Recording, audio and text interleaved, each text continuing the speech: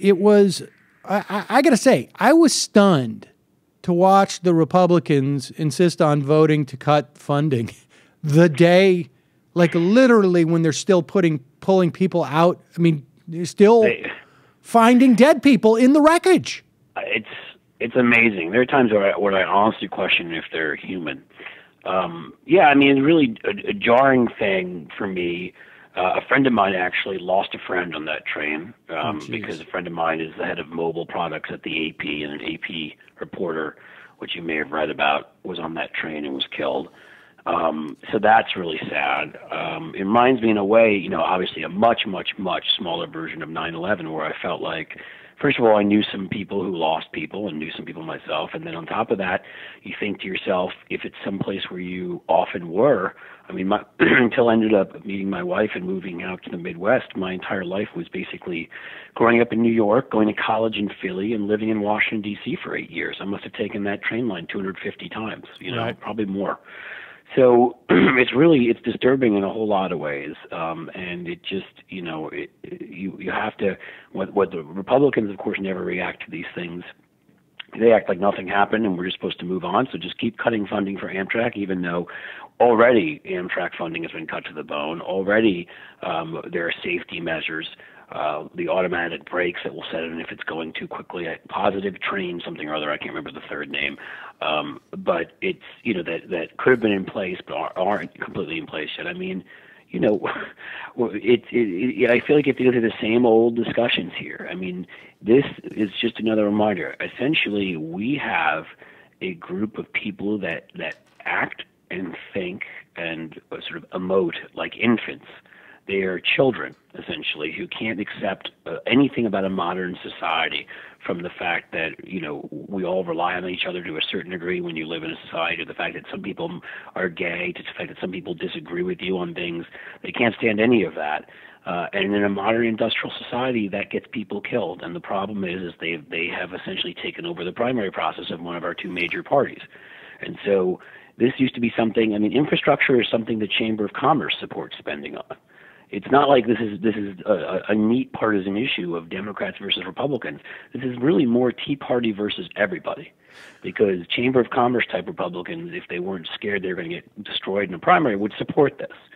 I don't know that they would support Amtrak per se, because they don't. I mean, there's the idea of some type of, you know, trains fundamentally are sort of like public transport. I don't know that they would support Amtrak, but they would certainly support more infrastructure spending. Well, infrastructure and transportation, because, you know, but it would be more a Chamber car. of Commerce. Right. Well, it may not be Amtrak. It may be something private. Who knows what it would be? But I mean, look, Eisenhower built the highways. I mean, there was a time Republicans understood that if you by building the kind of infrastructure that allowed people with skills to get from one place to another was a way of helping the economy. Not only did it provide jobs while you were doing it, it increases productivity. I mean, you need to get from A to B. You can't do it always on a highway, or, you know, you couldn't do it on a gravel road, so there were highways. You couldn't do it, you know, once a highway gets filled with people, and in certain cities and areas we have that, you know, having public transportation is a way to do that. And you look at, you know, I read this piece that I sent you. You may have already seen it. That was in New Yorker. I mean,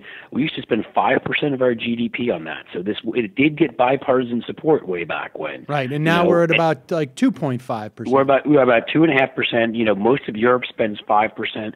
China and Japan spend 10%. Singapore.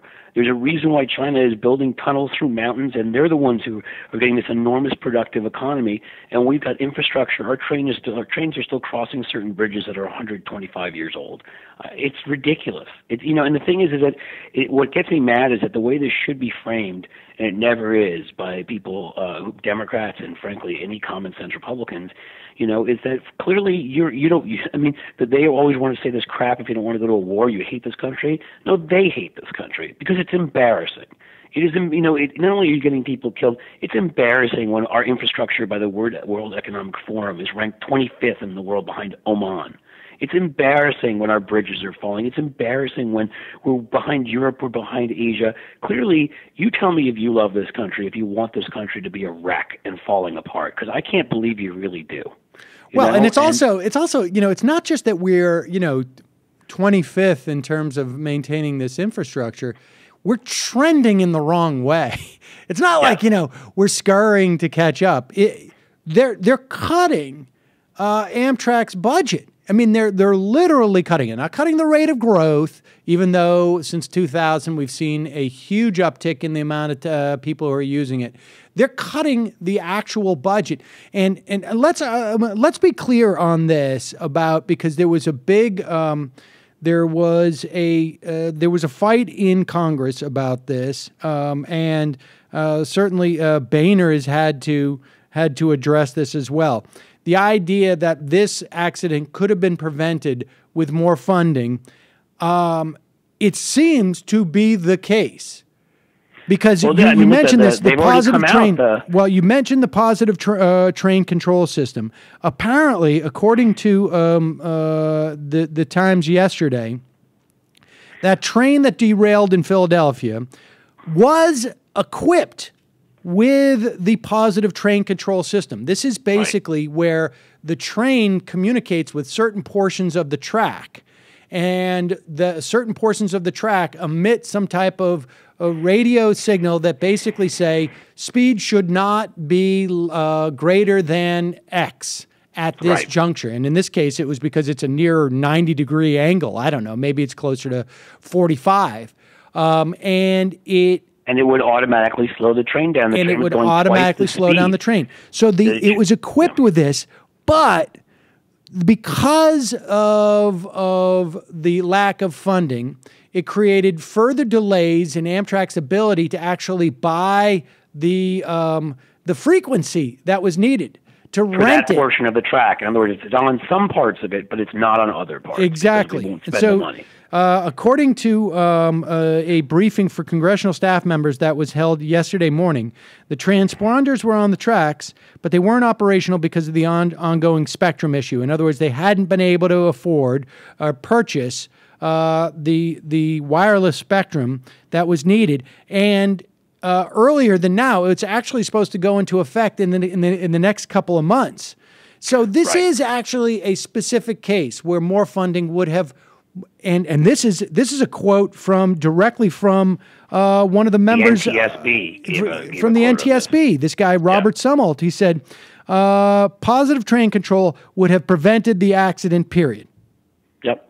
I mean, so that's the thing, is that this was completely preventable. It's another one of these things where we refuse to regulate something, whether it ends up being, in what was it, in West Texas, the factory that blew up because the EPA wasn't, they prevented the EPA from coming in and properly regulating, I guess it was a fertilizer factory, whether it's the gun stuff I end up talking about all the time because we refuse to regulate those. We just, so many of these things are preventable, and this is why in all of these indicators, the United States is falling. Well, but the irony of this is, in 2008, the Congress basically ordered the installation of these positive control systems. After a crash. Yes, and then subsequent to that, of course, Congress wouldn't provide the money for it. Right, which is the other part of it that always matters. I mean, it's just it's a tragedy, and it's so angering in that capacity. But it's also angering when you read the distances that these trains are going in China. The fact that we have trains in existence now that could go between Washington D.C. and Miami in about 5 hours. I mean, and it takes frankly 3.5 just to get from New York to Washington. I'm trying to remember who wrote a piece about this the other day. I think it may have been Michael Tomasky at the Daily Beast who wrote that he was reading something and was shocked that there was, in the past, and this is what you're talking about us going backwards, the trains used to actually go between New York and Washington in the 60s in about 2.5 hours. It has gotten an hour slower because of all of the delays. That's ridiculous. I mean, we're 50 years later and we're now going slower. That's insane. And it affects everything because, of course, it affects. That's why so many more people run to the airport. That's why there are airport delays. I mean, there's a ripple effect of the fact that we refuse to do any of this. And I mean, it's win-win-win. It would create jobs. It would be a stimulus. It would raise wages. There's plenty of people who've lost industrialized jobs that have the kinds of skills you would need for these kinds of projects. In every way, we would win. But, that's usually the way it is with these Tea Party ignoramuses, is that if everything is a positive, they'll go in the other direction. There was and I can't remember what the the issue was, but there was a hearing where Al Franken and somebody had sent it to me recently, even though I think it was from 2011, even maybe. Al Franken, Bernie Sanders in a committee debating with Rand Paul. Rand Paul was saying, I saw that recently. Are you telling me that by spending money we can save money? How does that work? I know. And it's like, oh my God, seriously? Gosh, I honestly believe that any average 15-year-old understands the concept of like, we do preventative maintenance. It's going to save me in the long run. Right.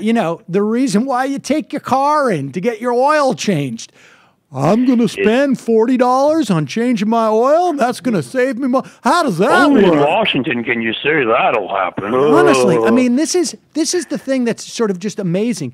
When we talk about infrastructure, we're talking about investments in the future. And you hear so much about we're leaving, yes, it can be insulating your house. I mean, there's a million different other examples. But the idea, I don't know, buying a new refrigerator. If you have a 25-year-old refrigerator, you sell it electricity. In Obamacare. Happens all the time. God knows how much money. But we hear so much about saddling our grandchildren with debt. That's what this is. That's exactly right. That's why the framing needs to just be different on our side, because that's what this is. When you don't take care of people's health, when you don't take care of the infrastructure of our society, when you allow all these public health risks to continue without taking care of them, when you do all these things, that's going to saddle people with debt, because those costs eventually are going to go through the roof. And it's just, I mean, it makes me embarrassed that I'm in the same country as these idiots.